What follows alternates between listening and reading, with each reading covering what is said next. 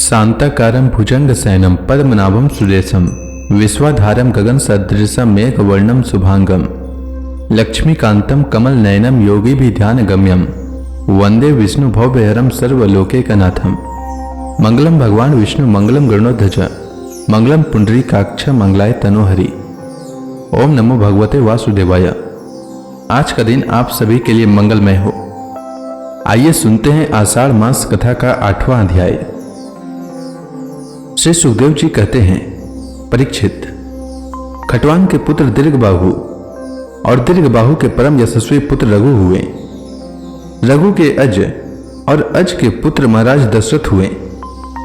देवताओं की प्रार्थना से साक्षात परब्रह्म परमात्मा भगवान श्री हरि ही अपने अंशांश से 4 रूप धारण करके राजा दशरथ के पुत्र हुए। उनके नाम थे राम, लक्ष्मण, भरत और शत्रुघ्न। परीक्षित, सीतापति भगवान श्री राम का चरित्र तो तत्वदर्शी ऋषियों ने बहुत कुछ वर्णन किया है और तुमने अनेक बार उसे सुना भी है। भगवान श्री राम ने अपने पिता राजा दशरथ के सत्य की रक्षा के लिए राजपाट छोड़ दिया और वे वन वन में फिरते रहे। उनके चरण कमल इतने सुकुमार थे कि परम सुकुमारी श्री जानकी जी के कर कमलों का स्पर्श भी उनसे सहन नहीं होता था। वही चरण जब वन में चलते चलते थक जाते तब हनुमान और लक्ष्मण उन्हें दबा दबा कर उनकी थकावट मिटाते।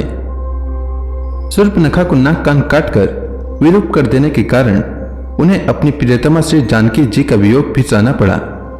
इस वियोग के कारण क्रोधवश उनकी भौहें तन गई, जिन्हें देखकर समुद्र तक भयभीत हो गया। इसके बाद उन्होंने समुद्र पर पुल बांधा और लंका में जाकर दुष्ट राक्षसों के जंगल को दावाग्नि के समान दग्ध कर दिया। वे कुशल नरेश हमारी रक्षा करें। श्री राम ने विश्वामित्र के यज्ञ में लक्ष्मण के सामने ही मारीच आदि राक्षसों को मार डाला। वे सब बड़े बड़े राक्षसों की गिनती में थे। परीक्षित, जनकपुर में सीता जी का स्वयंवर हो रहा था। संसार के चुने हुए वीरों की सभा में भगवान शंकर का वह भयंकर धनुष रखा हुआ था। वह इतना भारी था कि 300 वीर बड़ी कठिनाई से उसे स्वयंवर सभा में ला सके थे। भगवान श्री राम ने उस धनुष को बात ही बात में उठाकर उस पर डोरी चढ़ा दी और खींचकर बीचों बीच से उसके 2 टुकड़े कर दिए। ठीक वैसे ही जैसे हाथी का बच्चा खेलते खेलते एक तोड़ डाले। भगवान ने जिन्हें अपने वक्ष स्थल पर स्थान देकर सम्मानित किया है, वे श्री लक्ष्मी जी ही सीता के नाम से जनकपुर में अवतीर्ण हुई थी। वे गुणशील अवस्था, शरीर की गठन और सौंदर्य में सर्वदा भगवान श्री राम के अनुरूप थी। भगवान ने धनुष तोड़कर उन्हें प्राप्त कर लिया। अयोध्या को लौटते समय मार्ग में उन परशुराम जी से भेंट हुई, जिन्होंने 21 बार पृथ्वी को राजवंश के बीच से भी रहित कर दिया था। भगवान ने उनके बढ़े हुए गर्व को नष्ट कर दिया। इसके बाद पिता के वचन को सत्य करने के लिए उन्होंने वनवास स्वीकार किया। यद्यपि महाराज दशरथ ने अपनी पत्नी के अधीन होकर ही उसे वैसा वचन दिया था, फिर भी वे सत्य के बंधन में बंध गए थे। इसलिए भगवान ने अपने पिता की आज्ञा शिरोधार्य की। उन्होंने प्राणों के समान प्यारे राज्य, लक्ष्मी, प्रेमी, हितैषी, मित्र और महलों को वैसे ही छोड़कर अपनी पत्नी के साथ यात्रा की, जैसे मुक्त संग योगी प्राणों को छोड़ देता है। वन में पहुंचकर भगवान ने राक्षस राज रावण की बहन शूर्पणखा को विरूप कर दिया, क्योंकि उसकी बुद्धि बहुत ही कलुषित काम वासनाओं के कारण अशुद्ध थी। उसके पक्षपाती खर, दूषण, तीसरा आदि प्रधान भाइयों को, जो संख्या में 14,000 थे, हाथ में महान धनुष लेकर भगवान श्री राम ने नष्ट कर डाला और अनेक प्रकार की कठिनाइयों से परिपूर्ण वन में वे इधर उधर विचरते हुए निवास करते रहे। परीक्षित, जब रावण ने सीता जी के रूप, गुण, सौंदर्य आदि की बात सुनी तो उसका हृदय काम वासना से आतुर हो गया। उसने अद्भुत हरिण के वेश में मारीच को उनकी पर्णकुटी के पास भेजा। वह धीरे धीरे भगवान को वहां से दूर ले गया। अंत में भगवान ने अपने बाण से उसे बात ही बात में वैसे ही मार डाला, जैसे दक्ष प्रजापति को वीरभद्र ने मारा था। जब भगवान श्री राम जंगल में दूर निकल गए, तब लक्ष्मण की अनुपस्थिति में नीच राक्षस रावण ने भेड़िए के समान विदेह नंदनी सुकुमारी सीता जी को हर लिया। तदंतर वे अपनी प्राण प्रिया सीता जी से बिछुड़कर अपने भाई लक्ष्मण के साथ वन वन में दिन की भांति घूमने लगे और इस प्रकार उन्होंने यह शिक्षा दी कि जो स्त्रियों में आसक्ति रखते हैं उनकी यही गति होती है। इसके बाद भगवान ने उस जटायु का दाह संस्कार किया जिसके सारे कर्म बंधन भगवत सेवा रूप कर्म से पहले ही भस्म हो चुके थे।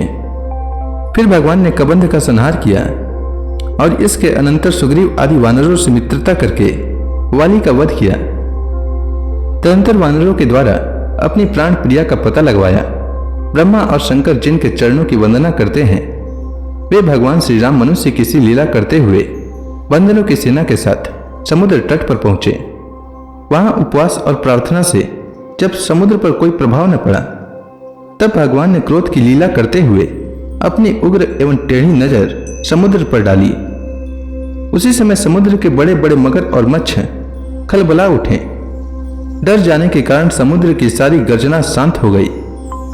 तब समुद्र शरीरधारी बनकर और अपने सिर पर बहुत सी भेंटें लेकर भगवान के चरण कमलों की शरण में आया और इस प्रकार कहने लगा, अनंत, हम मूर्ख हैं, इसलिए आपके वास्तविक स्वरूप को नहीं जानते।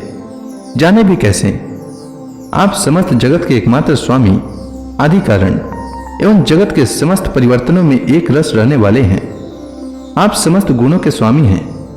इसलिए जब आप सत्व गुण को स्वीकार कर लेते हैं तब देवताओं की, रजोगुण को स्वीकार कर लेते हैं तब प्रजापतियों की और तमोगुण को स्वीकार कर लेते हैं तब आपके क्रोध से रुद्र गण की उत्पत्ति होती है। वीर शिरोमणि, आप अपनी इच्छा के अनुसार मुझे पार कर जाइए और त्रिलोकी को रुलाने वाले विश्रवा के कुपुत्र रावण को मारकर अपनी पत्नी को फिर से प्राप्त कीजिए। परंतु आपसे मेरी एक प्रार्थना है, आप यहाँ मुझ पर एक पुल बांध दीजिए। इससे आपके यश का विस्तार होगा और आगे चलकर जब बड़े बड़े नरपति दिग्विजय करते हुए यहाँ आएंगे तब वे आपके यश का गान करेंगे। भगवान श्री राम जी ने अनेकानेक पर्वतों के शिखरों से समुद्र पर पुल बांधा। जब बड़े बड़े बंदर अपने हाथों से पर्वत उठा उठा कर लाते थे तब उनके वृक्ष और बड़ी बड़ी चट्टानें थर थर कांपने लगती थी। इसके बाद विभीषण की सलाह से भगवान ने सुग्रीव, नील, हनुमान आदि प्रमुख वीरों और वानरी सेना के साथ लंका में प्रवेश किया। तो इसी के साथ यह अध्याय समाप्त हुआ। इसके आगे की कथा मैं कल के अध्याय में सुनाऊंगा। तब तक के लिए भगवान श्री हरि का नाम लेते रहें। तो प्रेम से बोलिए भगवान विष्णु की जय, श्री कृष्ण भगवान की जय, समस्त देवी देवताओं की जय।